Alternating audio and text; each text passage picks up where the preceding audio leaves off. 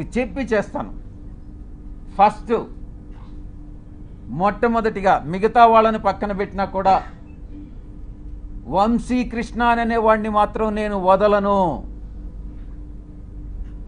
తప్పకుండా privilege motion పార్లమెంటులో move చేస్తాను. వీడు చేసినటువంటి అన్యాయానికి, అన్యాయమైనటువంటి నిరాధారమైనటువంటి ఆరోపణలకి. 2, ఎడిటర్స్ గిల్డ్ ఆఫ్ ఇండియాకి కంప్లైంట్ చేస్తా. 3, ప్రెస్ కౌన్సిల్ ఆఫ్ ఇండియాకి కంప్లైంట్ చేస్తా. నేషనల్ ఉమెన్ కమిషన్కి కంప్లైంట్ చేయిస్తా. నేషనల్ ట్రైబల్ కమిషన్కి కంప్లైంట్ చేయిస్తా. నేషనల్ హ్యూమన్ రైట్స్ కమిషన్కి కంప్లైంట్ చేయిస్తా. ఆంధ్రప్రదేశ్ ఎస్టీ కమిషన్కి కంప్లైంట్ చేయిస్తా. డిఫమేషన్ కేసు ఫైల్ చేస్తా. నేనే చేస్తా. యూనియన్ ట్రైబల్ మినిస్టర్ని కలిసి వీడు చేసేటటువంటి అన్యాయాలు, వీడు చేసేటటువంటి అకృత్యాలు, వీడు చేసేటటువంటి బ్లాక్మెయిల్స్, వీడు చేసేటటువంటి ఇండస్ట్రియలిస్ట్ అందరినీ కూడా పిలిచి వాళ్ళని బెదిరించి, నీ ఇండస్ట్రీలో ఇవన్నీ తప్పులు చేశావు, నువ్వు ఇంత నాకు బ్లాక్మెయిల్ అమౌంట్ కట్టు అని బెదిరింపులను కూడా నేను కేంద్ర మంత్రికి నేను విన్నవిస్తా. ఇక నేనే టేకప్ చేస్తా నా మిత్రుల సహాయంతో.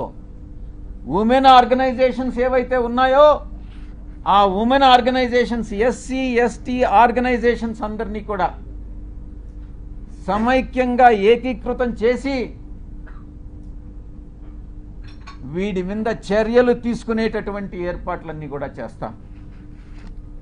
ఇక కాన్స్టిట్యూషనల్ బాడీస్ ఏదైతే ఉన్నాయో న్యాయం కోసం ఇతన్ని శిక్షించేదానికి ఏదైతే చేయాలనో ఆ ప్రతి ఒక్కటి చేస్తానని నేను మీ అందరికీ కూడా తెలియజేస్తా ఉన్నా. ఒక ఆడబిడ్డని, ఒక ఆదివాసీ బిడ్డని బజారుకి ఇచ్చి నా వ్యక్తిత్వం మీద, నా ఎదుగుదల మీద, ఒక పేదలకి సేవ చేయాలి, ప్రజాసేవ చేయాలి అన్నటువంటి ఆలోచన కలిగినటువంటి నా మీద కుట్ర పన్ని ఈ యొక్క వ్యక్తి, ఈ వంశీ కృష్ణ అనేటటువంటి వ్యక్తిని ఎటువంటి పరిస్థితుల్లో వదిలేదే లేదు అని నేను ఖరాఖండిగా చెప్తా ఉన్నా. వీటన్నిటికీ మించి ఒక ప్రైవేట్ మెంబర్ బిల్ పార్లమెంటులో సోషల్ మీడియాని, ఇటు ఈ యొక్క వెధవలు ఎవరైతే ఉన్నారో జర్నలిస్టులుగా వీళ్ళని శిక్షించేటటువంటి బిల్లుని ఒకటి ప్రవేశపెట్టాలన్నటువంటి ఆకాంక్ష కూడా నాకు ఉంది అని నేను తెలియజేసుకుంటా ఉన్నా. ఇక అమానవీయ రీతిలో, మానవత్వం లేనటువంటి రీతిలో, ఇన్హ్యూమన్గా, అసహ్యకరమైనటువంటి రీతిలో, జుగుప్సాకరంగా మహా ఛానల్లో ఇష్టారీతిన మాట్లాడితే ఇక్కడ ఎవరు గమ్ముకుంటారు? నీకేమైనా ఒడుగున కొమ్ములు వచ్చాయా? నువ్వు ఒక అధికారంలో ఉన్నటువంటి ఒక సామాజిక వర్గానికి చెందిన వాడివని భయపడతామా? నోడల్ ఎంపీగా ప్రభుత్వ కార్యక్రమాలకు హాజరైనప్పుడు చాలామంది అధికారులు హాజరవుతారు, చాలా అడుగుతారు, చేయగలిగినవన్నీ చేస్తాం. నేను ఇక్కడ ఉన్నప్పుడు ప్రజా దర్బార్ నిర్వహించేవాడిని. చాలామంది ప్రజలు చాలా విషయాలు అడిగేవాళ్ళు, చాలామంది కలుస్తారు. విధి నిర్వహణలో భాగంగా వీళ్ళందరూ కూడా కలవడం జరుగుతుంది. కలిస్తే తప్ప, కలిస్తేనే సంబంధం అంటగట్టేస్తారా? తారతమ్యాలు అనేటటువంటివి లేవా? వయసు అన్నటువంటిది తెలీదా? సహాయం కోసం 1-2 సార్లు నా కార్యాలయానికి వస్తే చాలామంది వచ్చారు, మీలో కూడా చాలామంది వచ్చారు. జర్నలిస్టులు కూడా ప్లాట్లు అడిగారు.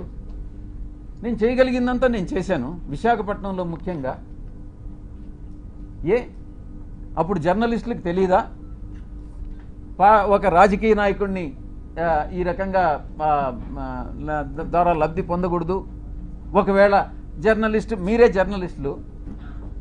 జర్నలిస్టులు మీకు ప్లాట్ లేదని అలాట్ చేసి ఉంటే, మీకు అలాట్ చేసినటువంటి వాళ్ళలో ఎవరైనా మహిళలు ఉంటే వాళ్ళకి నాకు సంబంధం అంట కట్టేస్తారా? ఏమైనా బుద్ధుండి ఏదన్నా బుద్ధుండి ఇటువంటి ప్రసారాలు చేస్తారా అని నేను ప్రశ్నిస్తా ఉన్నా. అలాంటి వ్యవహారాల్లో నన్ను తీసుకురావడంలో ఒక పెద్ద కుట్ర ఉంది.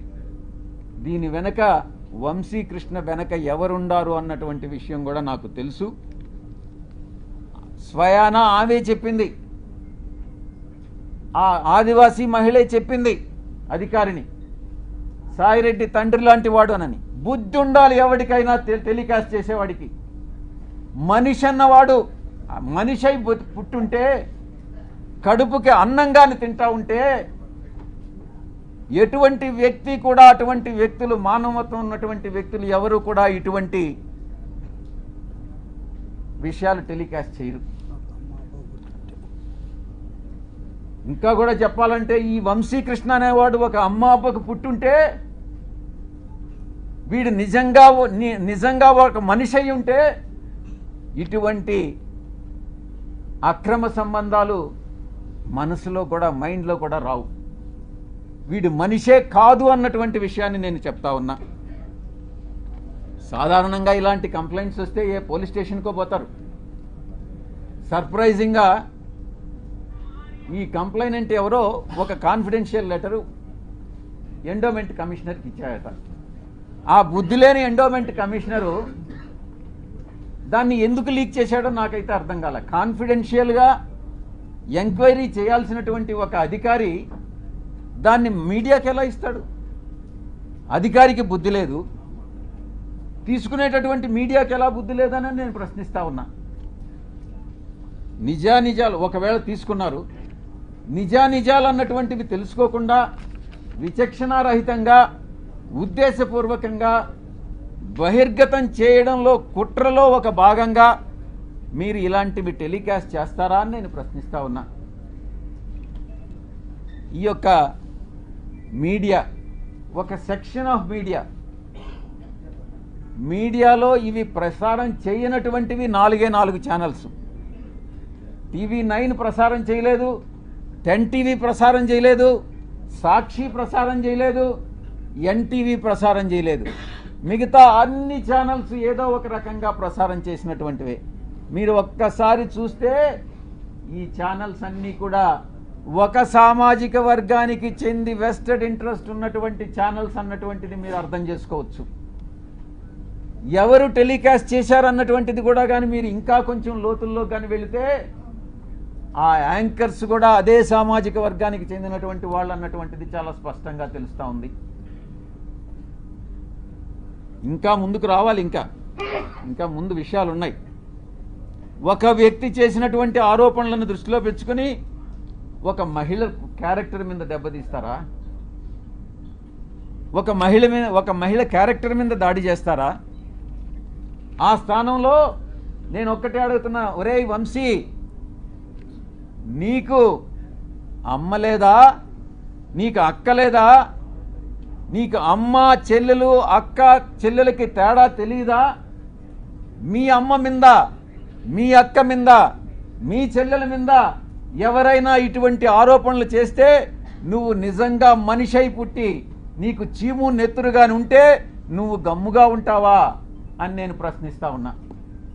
వీడు డెఫినెట్గా సమాధానం చెప్పాలి.